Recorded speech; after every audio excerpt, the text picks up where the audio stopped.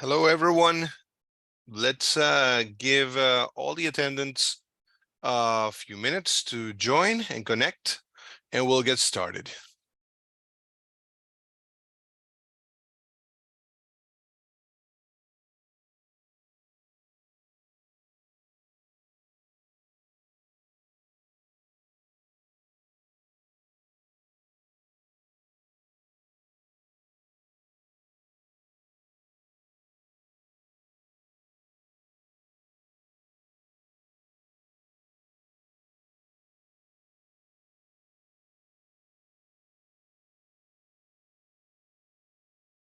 All right.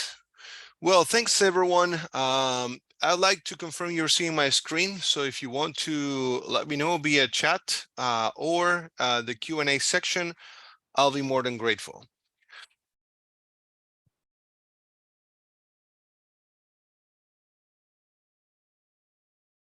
Okay, fantastic. Thank you. Well, thanks everyone for joining today. Today we have a new webinar to share with you. We're going to have our quarterly What's New in TechSHIP webinar, sharing the most exciting features we have released in this last quarter, and we're going to see them in action as well. My name is Gabriel Sang. I'm going to be your host today. I'm product specialist here within Techdinamics, and well, let's jump into action. We're going to take some time today to go through these key new features: consolidate orders and audit trail when it comes to order management. Then we're going to talk a little bit about cloning orders and how you can use this feature to your benefit. OMR Import and Export. This is a huge new feature that allows portability of your OMR rules. Then global OMR rules, which gives you even more flexibility, and markup profiles, which allows you to go fully in depth into granularity of how you want to apply markups for each client and even a client, carrier, and services as well. But let's have a deeper dive into the specific key points of these features, and then we're going to jump into TechSHIP and see them in action. Okay, so consolidate orders and audit trail. Consolidate orders is a much requested feature.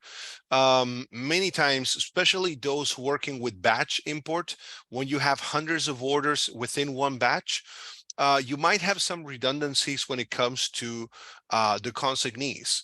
Within that batch, you might have the same person placing two different orders for whichever reason. And Consolidate allows you to merge those orders within a batch in a single click. So every order matching consignee and address are included within the impact of consolidate orders. A new record will be created for order processing, but you'll keep visibility over the original entries, the original orders, as you imported them from the WMS.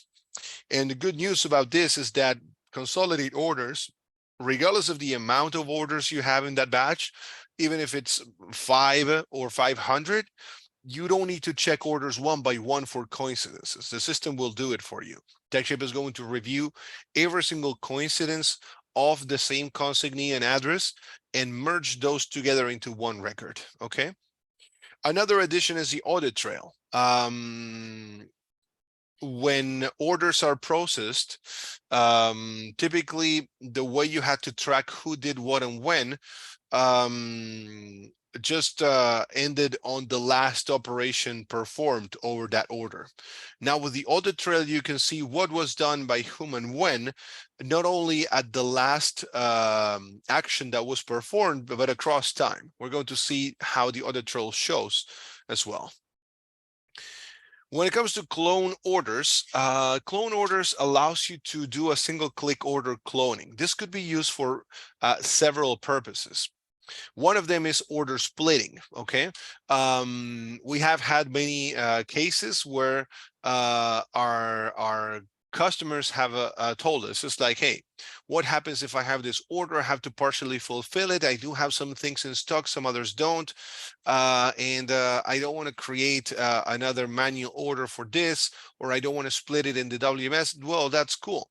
With clone orders, what you can do if you want to do order splitting is import the original order and then clone it. You will remove the SKUs that you don't want to ship right now from the original record, process it, and leave the clone so you can process it later with this, removing the SKUs you have already shipped. It's one of the purposes for which you can use clone orders. Then obviously for testing purposes, this could be super useful. When you are testing a new account, when you're testing different scenarios, and you don't want to create a whole set of orders within the WMS for to actually test what you need to do, you can just create a master order, which you can bring in and clone as many times as you want with as many variants when it comes to information as you need. So for testing purposes, this feature is useful as well. And then for recurrent manual order usability, say that you know that you have an order, a recurrent order, and these orders go outside from the WMS. So you could perfectly clone an order you shipped last month, you need to ship next one from the original or source order. Okay, of course you can edit anything you might need, amount of SKUs in within, add, remove, change boxes within the cartons, within the packaging section. It's really up to you how you want to modify that, or just leave it the way it is if it's an order that repeats itself over time. But recurrent manual orders is not something you'll need to do manually every time. You can just clone it and move forward from that point on. And of course, it will save you time instead of creating manually creating orders. Okay, we're going to see this in action as well. Now, when it comes to OMR, okay, OMR has been one of the most used and useful features we released last year. And we are constantly evolving this module for it to be more powerful when it comes to the options you have, but also how easy it is and how flexible it can be. Not only when you define the rules, but also when you need to expand those functionalities across your portals. So OMR Import and Export was something much requested as well. And what it allows you to do is to define and test your OMR rules or rule set once, and then deploy it everywhere without the need of copying and pasting rules from one client to another, which obviously can lead to human error. And of course, it's a lot of time that you need to invest to do it manually. Well, now you can import and export those in a really simple way. This obviously, as I explained before, increases portability between client profiles. You can just create one set and just import in a few seconds to as many clients as you want. You can also define the OMR rules within techSHIP as you currently do, but you can also do it outside of techSHIP. You can manually work on the export file instead of using the user interface. So if it's more comfortable for you to handle it more in a, let's say, like a script, like a scripting approach to it, you can just open the file and change anything you might need from there to then push it. We're going to review the file format later as well.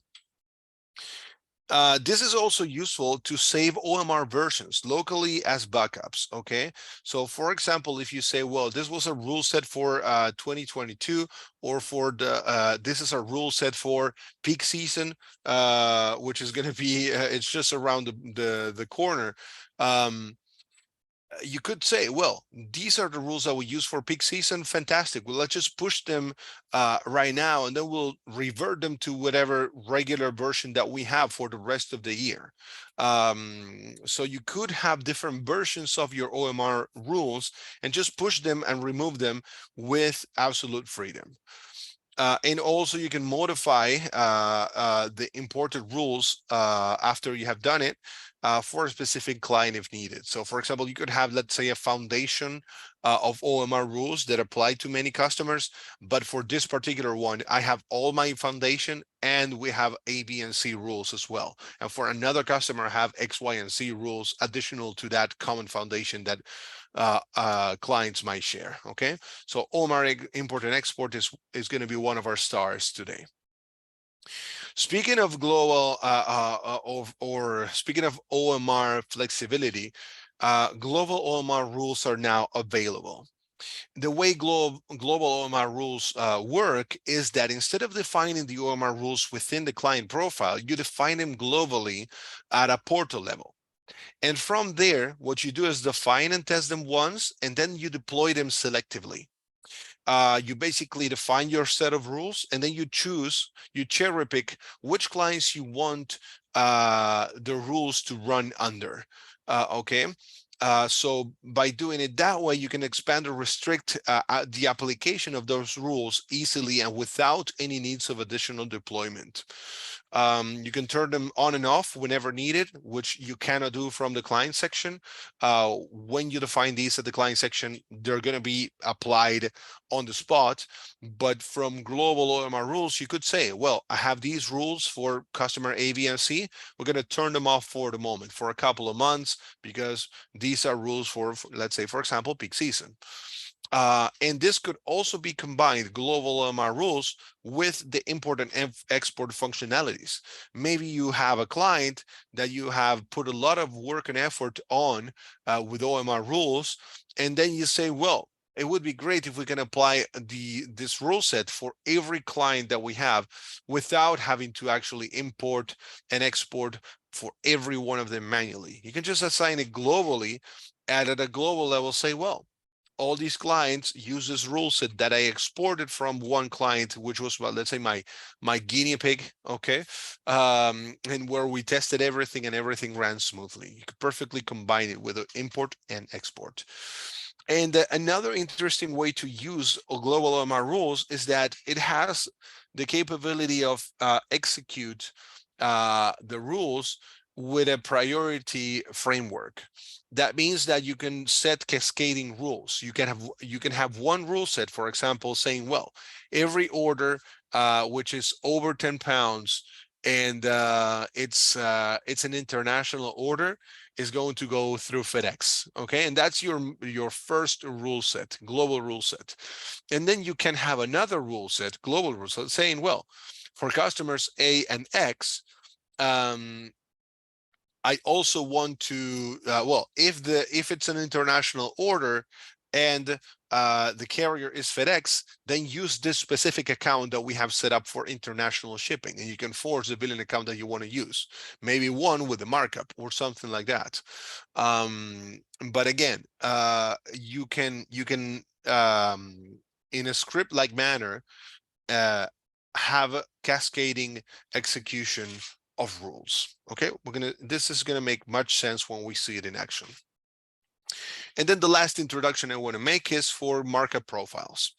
Again, this is a feature that has been requested for several years now. I do remember the first requests, and well, the day has finally come to for us to present this feature. Okay.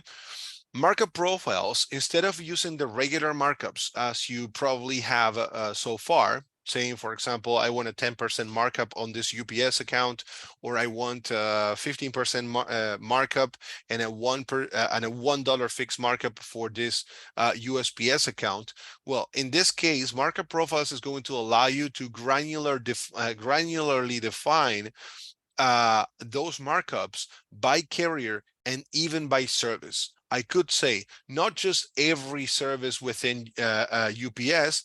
I want to have a 40% markup on UPS ground, and I want a 20% markup of 20 on UPS second day air, for example.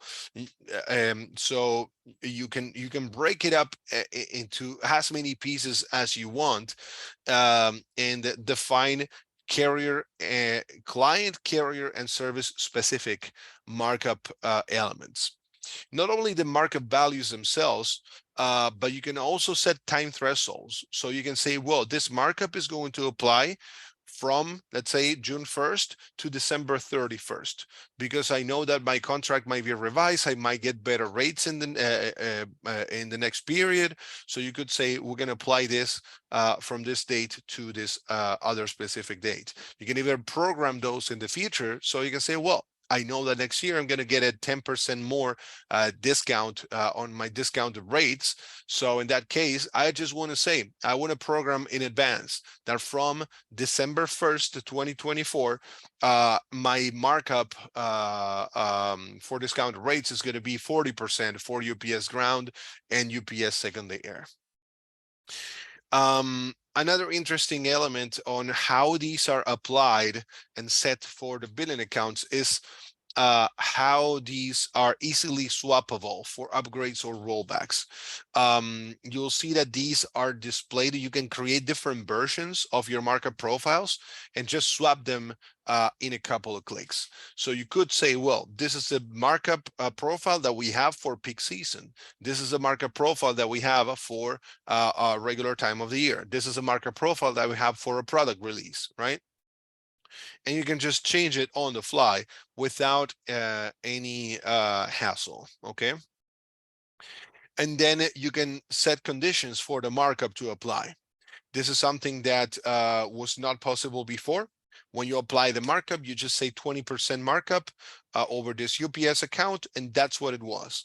Over here with the markup profiles, you can also say, I want the markup to apply as long as, for example, the country, the ship to country is different from Canada, if you're shipping from Canada, to say this only applies for international orders.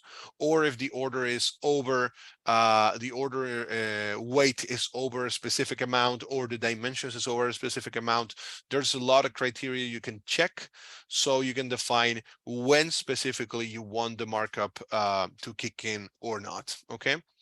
Well, let's we're over with the presentation. Let's see all these new features in action, okay?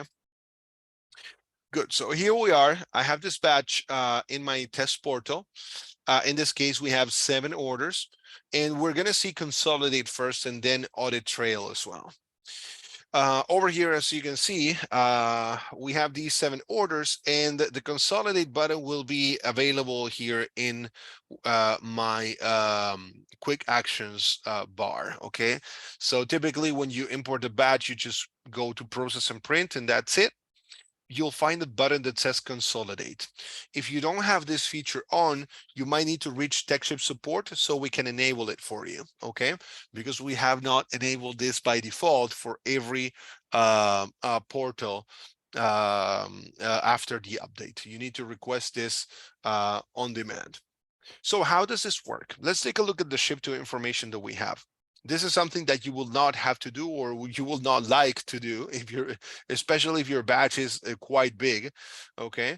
But in this case, we're going to do a quick analysis. So over here in the ship to data, we have Lucia D. Lammermoor, Dorian Gray, Rowell Paulson, Howard Carter, Rowell Paulson again, okay? This one is repeated, Dr. Emmett Brown, and Herbert West, okay? So here's the thing. This Robert Paulson could be a coincidence that we have 2 Roberts, okay? 2 guys called with the same name. Could happen.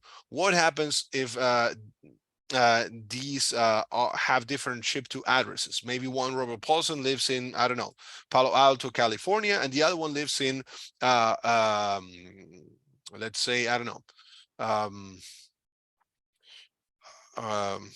Miami City, okay, in Florida, one on each side of the country. So over here we have that Robert Paulson lives in this address, okay? He's in Edmonton.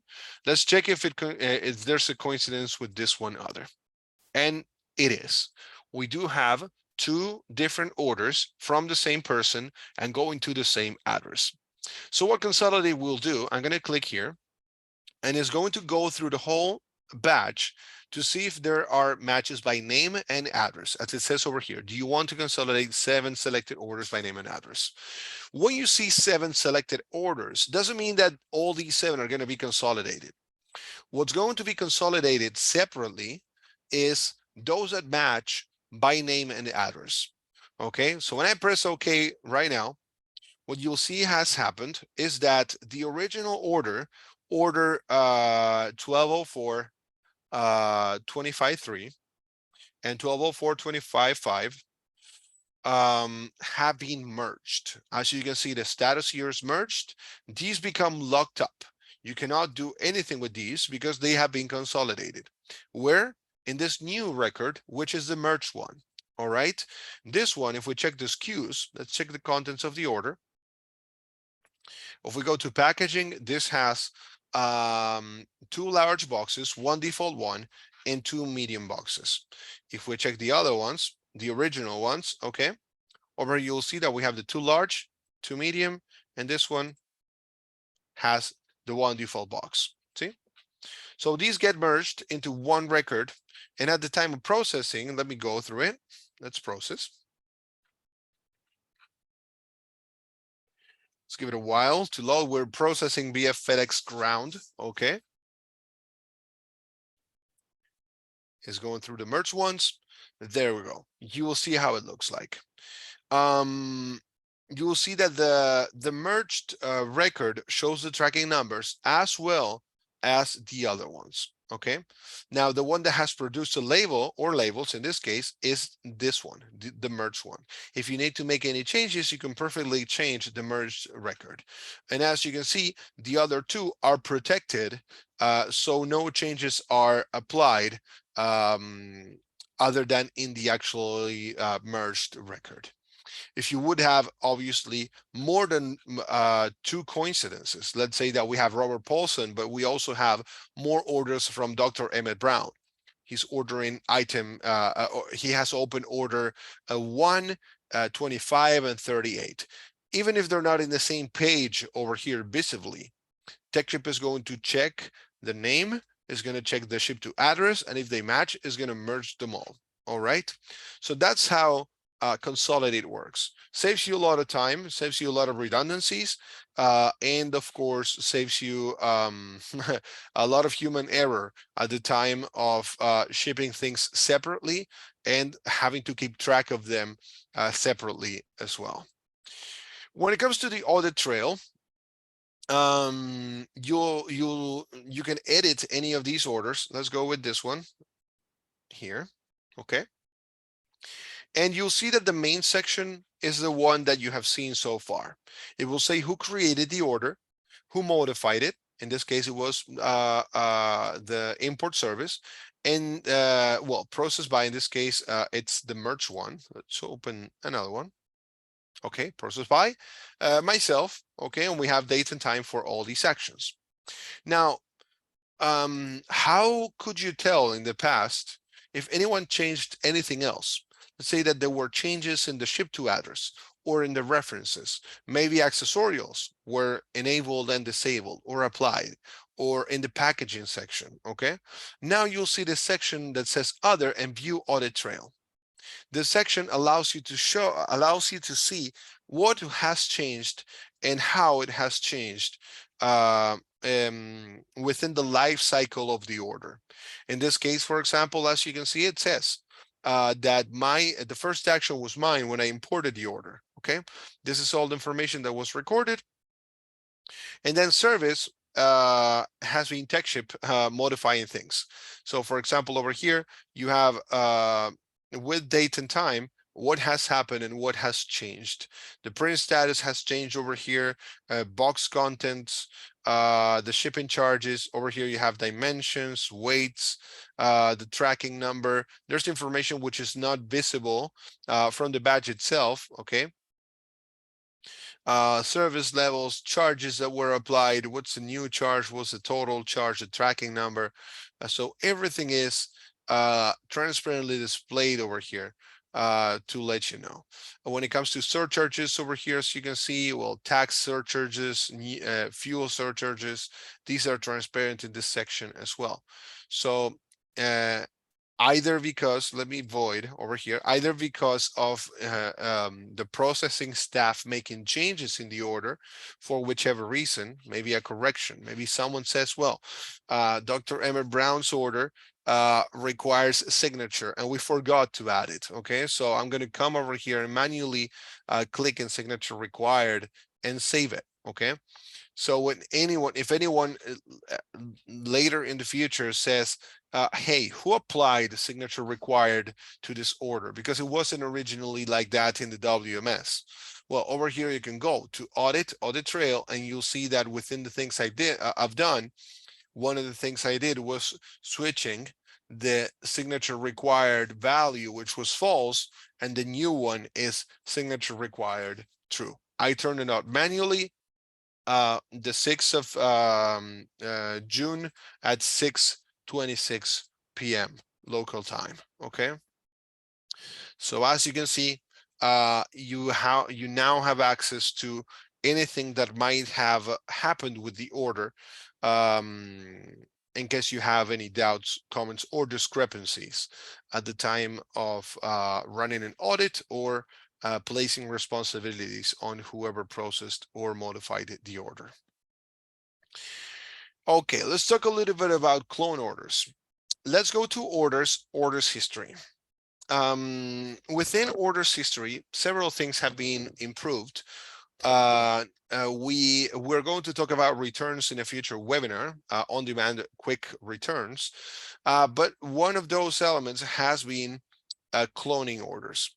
So say, for example, that for whichever reason I need to clone this order in particular.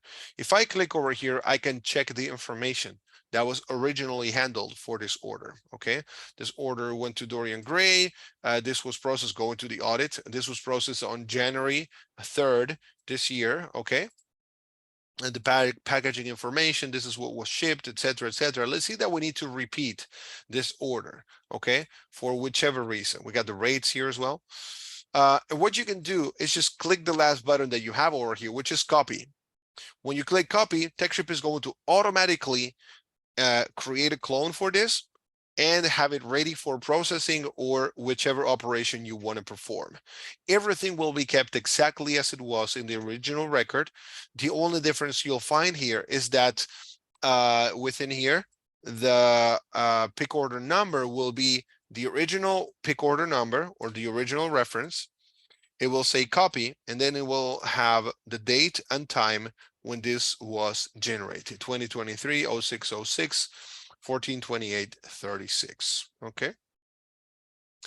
If you need to make any changes over here, for example, this is for testing purposes, I can just change the pick order number. I can just rename this to test in that number, and that's fine. Okay, I can change whichever information I need to. I can go to packaging, add or remove SKUs, add or remove boxes, and turn any options on and off when it comes to accessorials, etc., etc. Okay, and you can just well, whatever you need to do, save it, process and print, estimate costs. Okay, print and download the labels. There are many things you could do in this case. Okay, either for testing purposes or business purposes, as we mentioned before, to split the order, maybe remove some SKUs, or to ship this particular specific order. But clone is found again through orders history, and you can just press the last button after you have found the order you're looking for. You can use obviously the filters over here. So if you're looking for an order with an exact tracking number, you could perfectly do so this way, or with a pick order number, and you just run it from here. Okay, let's go to maintenance clients now. And we're going to have some time here to go through OMR, import and export. And then we're going to move into global OMR rules and markup profile. So let's go to Gold Enterprises right now and OMR. As you can see, I do have some OMR rules in this section. Okay. Let's say that I've been using this rule for quite some time and we're ready to deploy it for other clients. So as you can see, one of my rules, this one I'm going to remove. Okay. What it does is that whenever the total value of the order is $1,000 or more, it applies signature required as true or on. It also enables insurance and adds the instruction handle with care. automatically. And the other one I have is that if the ship to name is empty, then the ship to company is going to be copied to the ship to name. Now, if I wanted to port these manually, what I would have to do is basically copy paste all these or just take a screenshot and try to replicate it. I might go to Fixit Co and say, well, I'm going to add a rule. And I remember that my condition was this and my action was that and whatnot. But what you can do right now is this. I can just go to whatever a client I have my orders under and click download rules, okay? I'm going to download these rules and dump them here. Okay, I'm going to save it. We're going to check the file in a moment. But now I'm going to go to Fixit Co and I'm going to import these rules. Okay. This is where I saved it. I'm going to press open and I'm going to import rules. It's going to let me know that this will add the rules. And when I click OK, voila, we have it there in just a couple of clicks. It doesn't matter how many rules you have. If you have 1, 2, or 200. But what really matters over here is that you can just push them, export and import as quickly as this, okay? There are two ways to import these. You can just push it in. And if you had any previous rules, let's say, for example, let's go to a client which might have some rules. Or we're going to create one, maybe. Let's see. Okay, we have some over here. All right. So what I'm going to do, I'm going to choose the file again, and I'm going to import the rules. This is not going to overwrite the rules that I have, as you can see. Okay, it's going to add everything that I have on my export to the currently set rules. So you don't need to be afraid of saying, oh, if I update or if I push all these information, I'm going to lose whatever I had before. No, that's not the idea. I'm going to clean this up just a moment.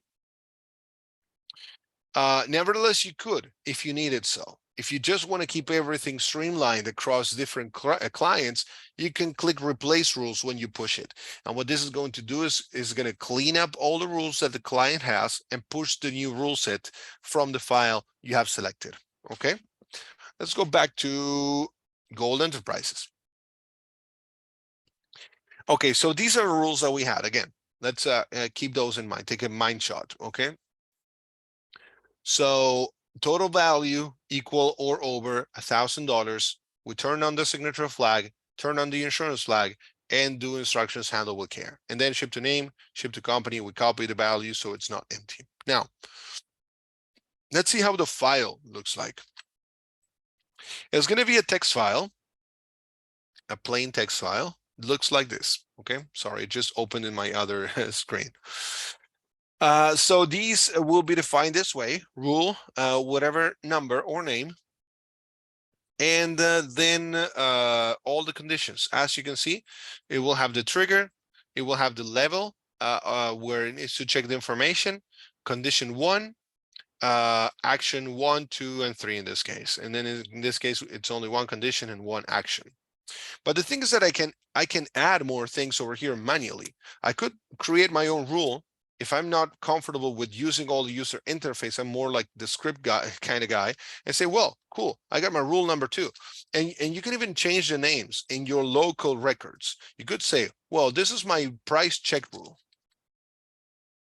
Okay, and this is my complete empty ship to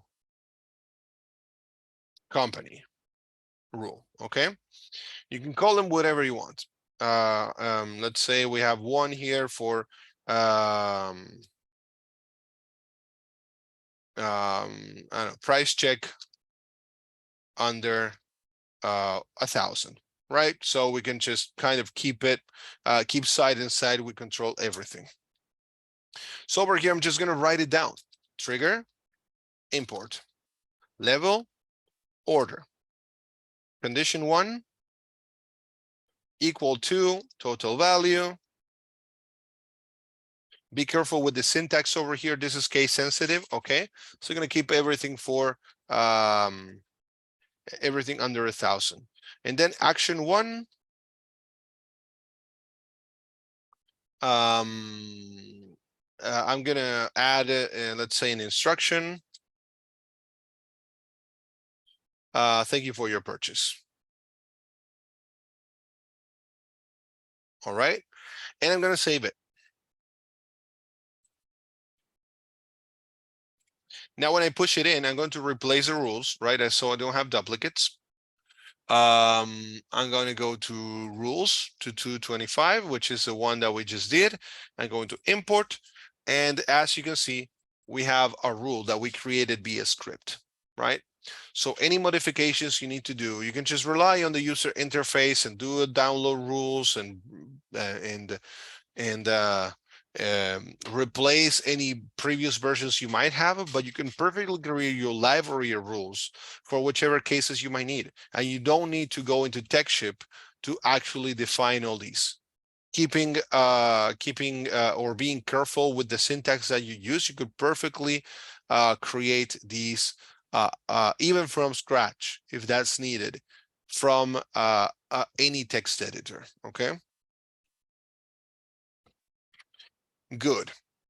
Let's go, speaking of OMR, to global OMR rules, because in this case, we're only talking about gold enterprises. What do we want these rules to apply to every client or to some clients? And I don't want to, because there are too many, to go to every one of them, click over here, go to choose the file, do import rules, confirm, etc., 30 times, if it's going to be 30 clients. What I can do is go to maintenance rule sets, okay? Under rule sets, what you'll find is a quite similar interface to the client section. Let's give it a moment to load. In this case, it might be a little bit slower. It's my test portal, so please be patient. Now, these rule sets, again, reminded you a little bit of the introduction of these elements, are defined basically once, and they can be applied and deployed selectively.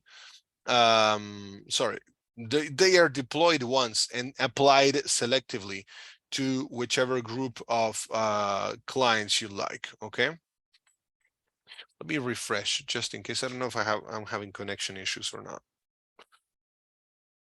I might even try in another portal. There we go. Okay, so in this case, I have several rule sets. Okay, and you'll note the following. You'll see that you have a general tab, okay, which allows you to set up the name of that rule set. Maybe we can call one of these peak season, okay, peak season rule set. You can also choose which client codes are going to be affected by these rules, okay, where the rules are going to be executed. And you can also disable the rules if you want to turn them off and on, depending on when you need to use these and how. And also the priority, okay? If you have several rule sets, you could say, this one applies first, this one applies second. And some of these rules, these second tier rules, might have dependencies on what is executed and done by the rule set number one, okay? And then within the OMR section, it's exactly as it is for the rest of the orders, okay? Over here, I could perfectly say, in this case, for example, I have a lot of rules that I have set up. I don't want to copy these or just download these rules and export and apply them to as many clients as I can perfectly say, you know what? My rule set number 2 applies to client codes A, C, and H. Okay, and these will be affected by this specific rule, which is detecting PO boxes, for example, okay, which is forcing, assigning, depending on the service level coming from the WMS, rate shopping groups, so they can be used later for most likely advanced restrictions, detecting if the order is going to an APO, DPO, or FPO, and setting the terms to military, right? And again, over here, you'll see that you have the option to download rules and also add rules. You can replace the whole rule set, or you can add the rules that you have added from your script. So you can build up on what you currently have exactly as it would be for a specific client, but from here, these are global, okay? If the client code is empty, will apply to every client.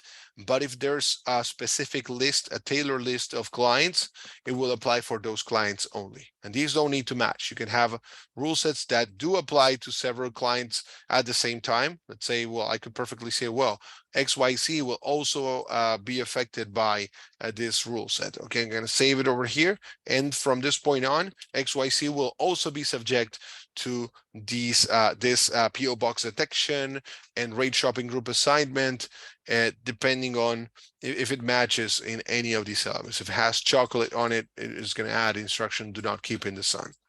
If a client XYZ also started sending chocolate, okay?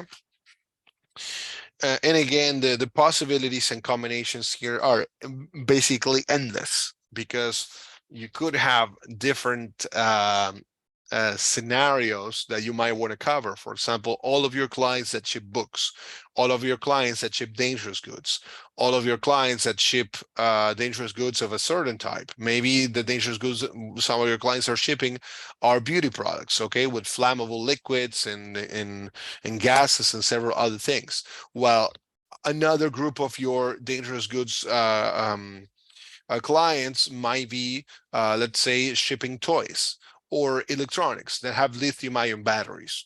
So you could have some of these saying, well, the only targets are this one, and that other one. And even though it's another dangerous goods rule, this one is for people or companies or clients shipping batteries only, okay? That's the idea of the global rule sets. You access this section again, go into maintenance, rule sets, okay? To wrap up today's webinar, the last feature that I want to review with you is Markup Profiles. You'll find it just below rule sets, as we just accessed. Markup Profiles, again, enable to expand your markup granularity from a generic standpoint. So we're going to review that in a moment in the client section, to a much more specific one in this section, okay? So let's go and check the following. Let's say that over here in the Fantastic Company, we have this FedEx regular account. When I click over here, I could say, well, over this account, I want a fee markup of 20%. Okay, I got really good rates, and that's 20%. But maybe my rates are not just a plain 20% across the board. Maybe some of the services, because of the volume I'm shipping through, give me a better edge. Maybe I have a better discount on ground services. Maybe I have a 40% discount over the published rate for ground, and I don't ship as many air orders. So maybe for air, I get this 20%. But the thing is that you cannot mark things up 40% for everything, right? You basically have to go back to to your lowest markup, so things round up the best way possible. Well, right now, using Markup Profiles, what you could do is say, well, you know what? For FedEx, I want this, this, and this to apply whenever I want, okay? How does it work? Within the client section, once you have defined these, you'll have to, well, you'll see that you have your typical markup sections here, but there's a drop down in this section, which is Markup Profile. And if there's a markup profile defined for this carrier, you're going to see it here, and you can choose it, okay? You'll see how techSHIP hides the regular markup controls. And now this profile, this billing account profile, is bound to the markup profile that you have set up. What is this FedEx markup profile doing? We'll check it in a moment, and we're going to add a couple of rules as well. Let's go here. Let's see that, well, whenever we're going to add one from scratch in a moment. But let's check this one first. So in this case, we created a FedEx markup markdown profile. It has a general tab, which allows you to name it. So it's easily distinguishable here, especially if you have more than one markup profile for the same carrier. Maybe I have a FedEx ground. Maybe I have a FedEx peak season. Maybe I have FedEx, I don't know, warehouse account, and then FedEx, my client's account. But well, whichever the case, you can name it from here and you can enable it or disable it if needed. If you find that anything is wrong, you can just, let's say, push the red button over here and just shut it down for the moment until it's corrected. Okay. That's a whole profile. Now you can do, as you can see over here, a services breakdown. In this case, we have a first overnight fuel surcharge of 10% and a fixed amount of $2 for orders going to the state of Alberta or the province of Alberta, okay? And then for ground, we do a 1% and a $3 fixed amount for domestic orders if we're shipping from Canada over the published rate discount. All these elements can be edited, okay? But you can break it up by service. We're going to do one from scratch in a moment, so it's much more transparent for you. And then we have a tab for surcharges, which we can also apply, okay? Fee markup or published rate discount. We're gonna, you can explicit what kind of surcharge that is, fuel, accessorial, or just custom. And you can set an end date, a start date. We'll see it in a moment, okay? But as you can see, it can get as granular basically as you want.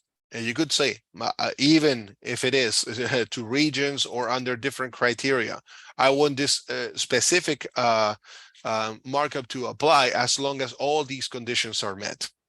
Let's add one from scratch, okay? Over here, we currently have Campar, FedEx, and UPS. In this case, I'm gonna go to, let's say, USPS, okay? I'm gonna add USPS and save it. Oh, sorry, I forgot to add a name to it. Okay, name USPS markup.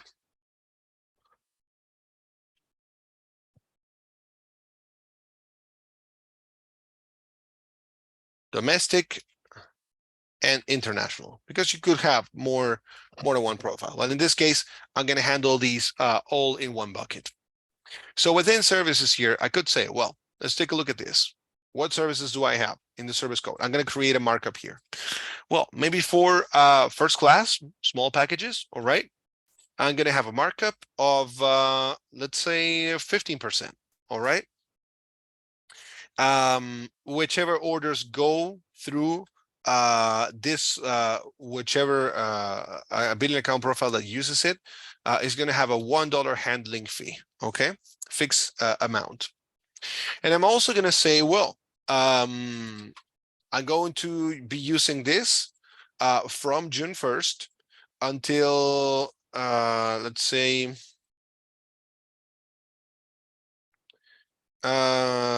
October 31st, or maybe earlier. Okay, let's do September 30th. All right. For every package that is minimum weight 0 and maximum weight 1 pound. Okay. And I'm not going to define any conditions for the moment, but I could perfectly do so. I could say, well, for example, for every dangerous good that I'm shipping, in this case, it wouldn't apply because you cannot through USPS, right? But you could say, if the SKU code or the SKU description has at least one like, and let's say battery, if the description says battery on it, then apply this markup. Let's say that for every dangerous good that you handle, you charge a $5 fixed fee. Okay. Well, this will do it. You'll have this percentage markup and the fixed markup here. You'll save it. Okay. And it will look like this. Now you can add as many as you want. I could perfectly say, hey, you know what? For peak season, I'm going to drop that. I'm going to run a promotion where the markup is 50% off. So I'm going to do my handling fee for dangerous goods, 5%, but I'm gonna have a 50% discount on that because, well, peak season, we got like Cyber Monday and Black Friday and Christmas. A lot of electronics are sold. You can offer this as savings on shipping, okay, for your customer. And in that case, every dangerous good one will have a slight discount on that and keep the same flat fee. Or you can just break it and say, well, 50% off on the fixed fee as well. All right, but from when? Not not forever, right? I want this to start applying October 1st and wrap it up by December 31st. Okay. And let's say this goes for priority. All right. And well, it's going to be minimum weight, or well, you can also set weight tiers, right? The more you ship, the more discount you get. And so on and so forth. I mean, again, the possibilities here are close to endless on how you can combine all these, okay? And you can add them this way.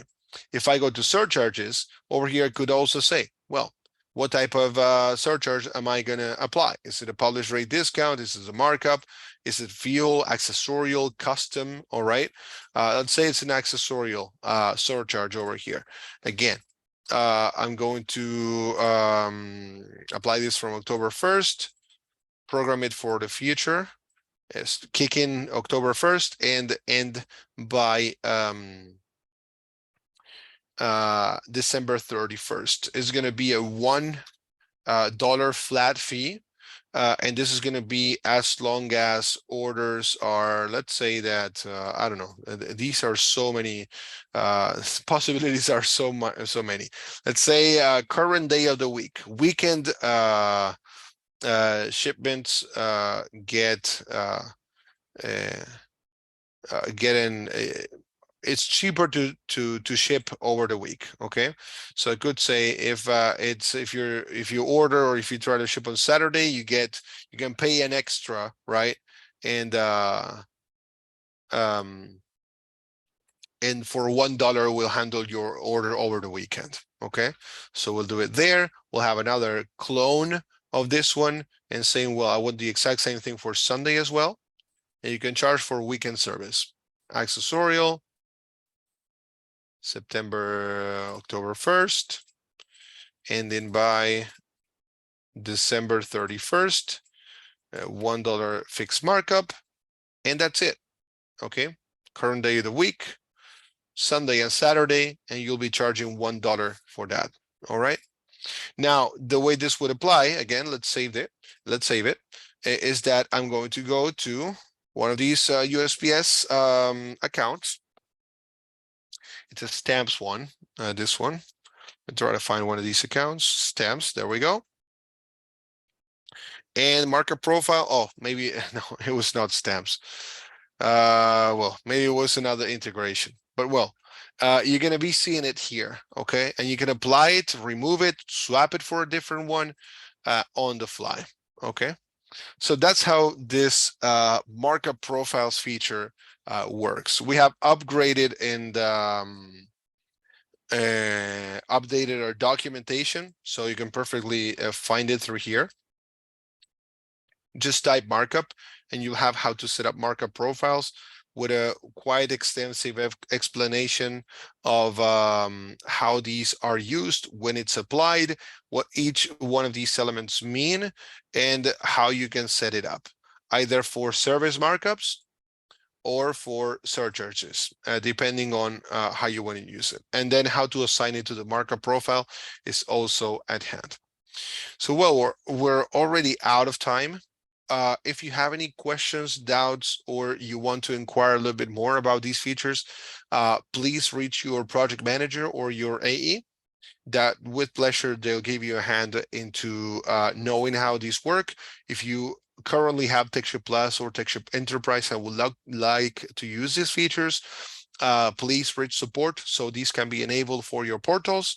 And well, we hope you can make the best out of these features, especially in these last two quarters where typically most of the volume is shipped by the end of year. Okay, so thank you again for joining today. We're going to share the recording of this session within the week within our YouTube channel and over our communications. So if anyone in your organization missed this webinar live, they can watch it later as well.